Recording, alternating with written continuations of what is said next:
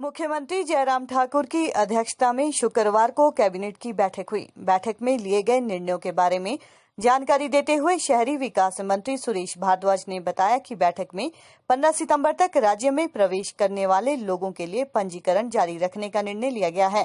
Cabinet में 10 सितंबर से राज्य के बड़े मंदिरों, धार्मिक स्थलों को खोलने का भी निर्णय लिया गया है। भाषा, कला और संस्कृति विभाग इस संबंध में एसओपी तैयार करेगा। उन्होंने बताया कि अब क्वारंटीन की आवश्यकता को 14 दिन से घटाकर 10 दिन किया। हिमाचल प्रदेश के विश्वसनीय ज्वेलर भूषण ज्वेलर्स सोलन। हिमाचल प्रदेश मंत्रिमंडल की बैठक माननीय मुख्यमंत्री ठाकुर जयराम जी की अध्यक्षता में संपन्न हुई, जिसमें ये तय किया गया कि 15 सितंबर 2020 तक जो अभी तक बाहर से प्रदेश में आने वाले लोग हैं, उनका रजिस्ट्रेशन सिस्टम जारी रहेगा। पास नहीं बनता, लेकिन रजिस्ट्रेशन की जाती है जो ई प्रणाली के द्वारा, वो कंटिन्यू करेगी 15 तक। लेकिन जो रिलीजियस प्लेसेस हैं, टेम्पल्स हैं, वो 10 सितंबर से खोल दिए जाएंगे, लेकिन उसके लिए आर्ट एंड कल्चर डिपार्टमेंट जो है हिमाचल प्रदेश सरकार का, वो गाइडलाइंस तैयार करेगा और उन गाइडलाइंस के साथ ही, उन एसओपीज के साथ ही ये रिलीजियस प्लेसेस जो है वो खुलेंगे। जो अभी तक क्वारंटीन की रिक्वायरमेंट 14 दिनों की है, उसको घटा करके 10 दिन कर दिया है। वैसे भी ये इंटरनेशनल रिक्वायरमेंट है, डीसीएमआर की भी गाइडलाइंस हैं। 10 दिन के बाद जो है वो आवश्यक नहीं होता कि क्वारंटीन में जो है उसे रखा जाए। लेकिन जिला के जो प्रशासन है, उनको हिदायत की गई है कि वो जो सोशल डिस्टेंसिंग है और फेस कवर को जो है वो यूज करने की है, मास्क है, फेस कवर है, उनको स्ट्रिक्टली जो है वो एनफोर्स करेंगे। इसमें किसी प्रकार की रिलैक्सेशन जो है किसी को नहीं होगी।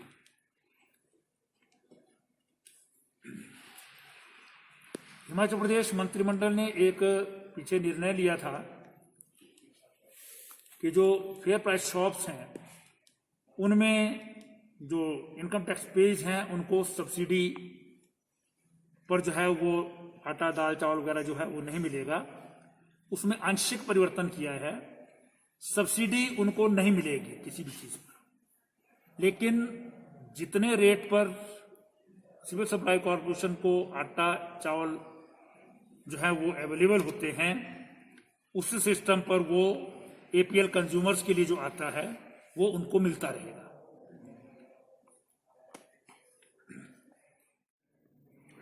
बेनिफिशरीज की जो 45,000 की जो इनकम है,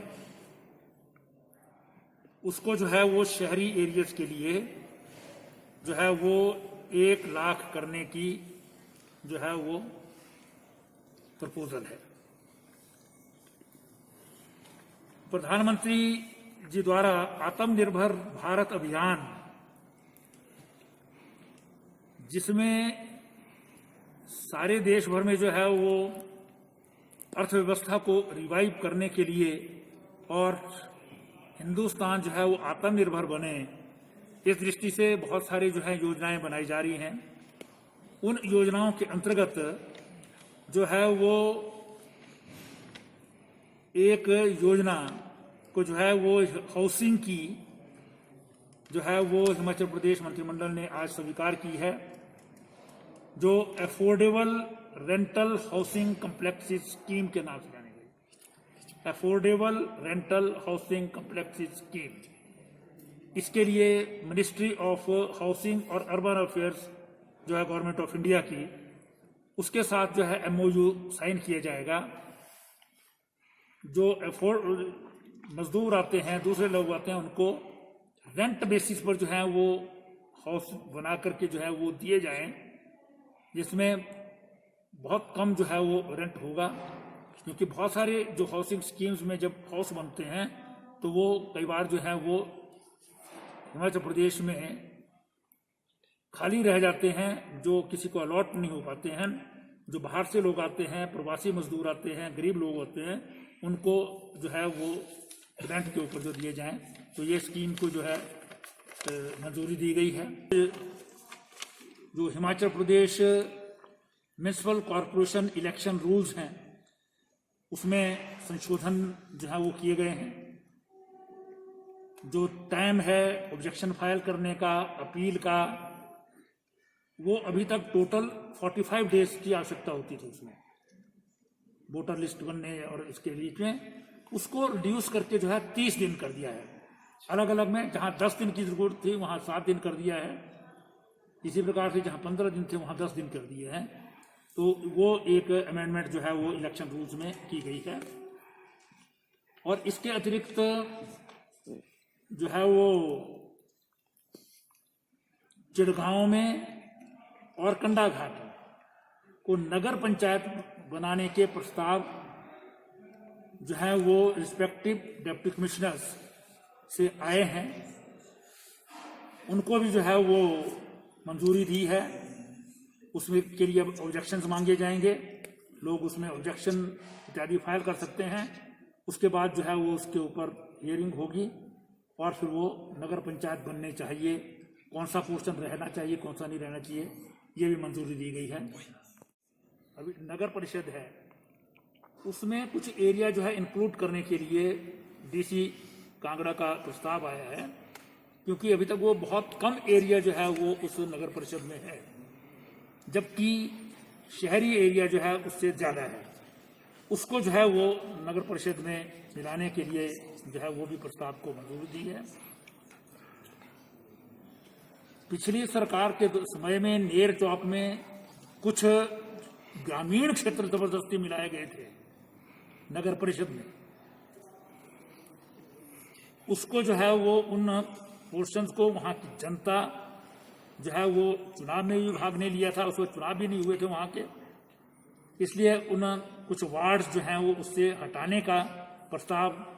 और इसी प्रकार से करसोग का भी एक वार्ड जो है उसको हटाने का प्रस्ताव, और ज्वाली के भी 1-2 गांव जो है बीच से निकालने के प्रस्ताव, इनको भी स्वीकृति दी है। अब ये जनता के डोमेन में जो है वो प्रस्ताव जाएंगे और उस पर जो है अपने ऑब्जेक्शन जो है वो फाइल कर सकते हैं। इसके अतिरिक्त बागा चनोगी है, ये तहसील थुनाग में, उसकी जो है वो सब तहसील बनाने को मंजूरी दी है। बागा चनोगी थुनाग तहसील के अंतर्गत सब तहसील बनाई गई है और उसके लिए 12 पद भी विभिन्न कैटेगरी के स्वीकृत किए गए हैं। और इस जो है वो जैसला, ये भी तहसील थुनाग में ही है, मंडी जिला में, उसकी जो है वो नया पटवार सर्कल जो है वहां पर बनाया गया है। पंचायती राज विभाग को क्लास 4 के 10 पद भरने को मंजूरी दी गई है।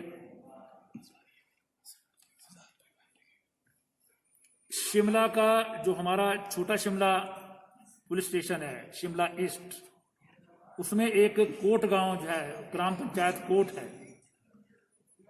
उसके अंतर्गत आता है, उसको वहां से हटा करके पुलिस स्टेशन वेस्ट बालूगंज में जो है मिला दिया गया है, क्योंकि उसके नजदीक जो है पड़ता है, उनके कैटेगरी में आता है वो। इसके अतिरिक्त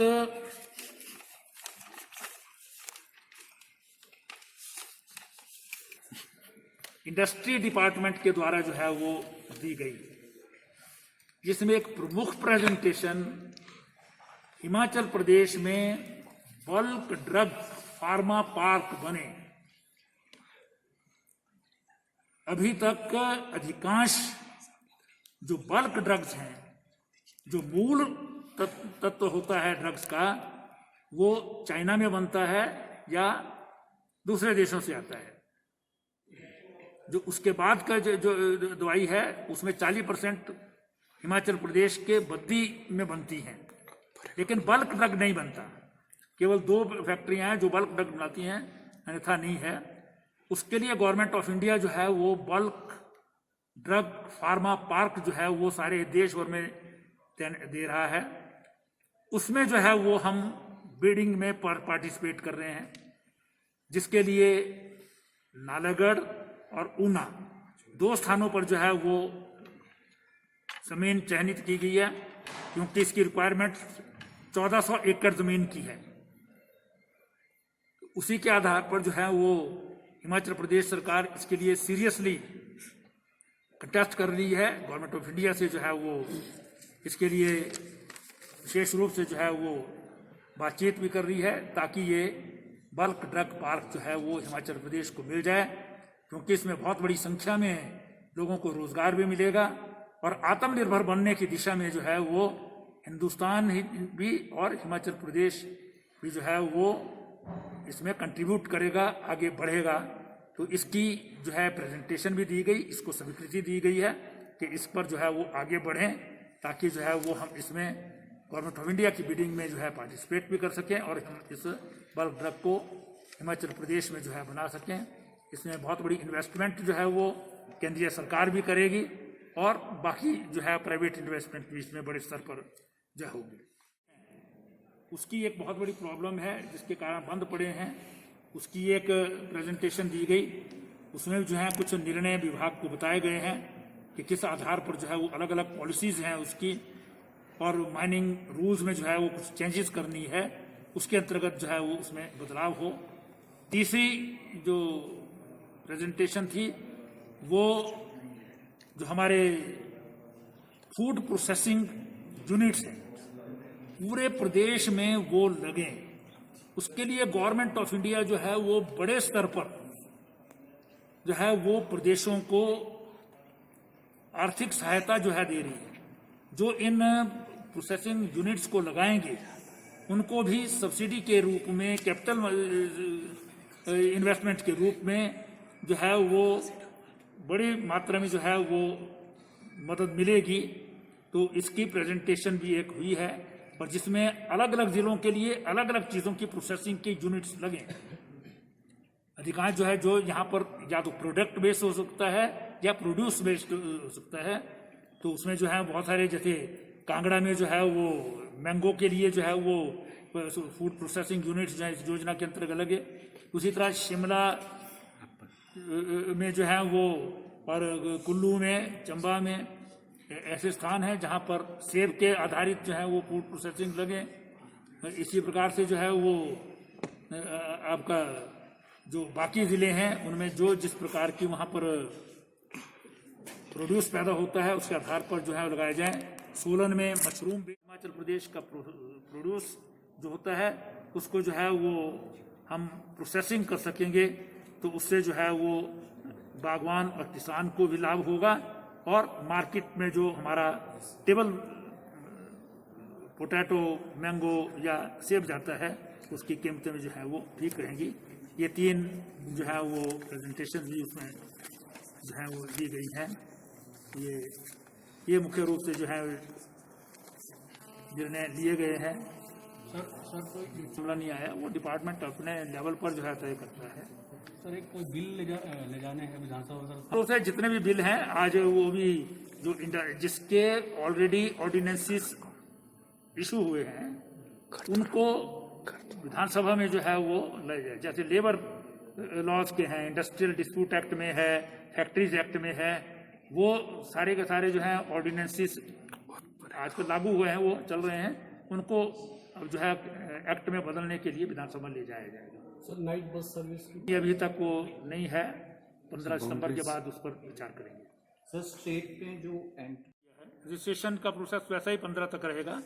15 के बाद जो है वो दोबारा से रिव्यू करके जो है इस पर विचार करेंगे। नॉट ए पास इसके सिंह के लिए जो है ये आवश्यक है ताकि पता रहे कि कौन आ जा रहा है। इसके अतिरिक्त सर कैबिनेट में जो tree committee Shimla municipal corporation की है उनकी जो रिकमेंडेशंस थी डिफरेंट मीटिंग्स में उन्होंने की हैं, उनको जो है वो सब कमेटी ने अप्रूव कर दिया।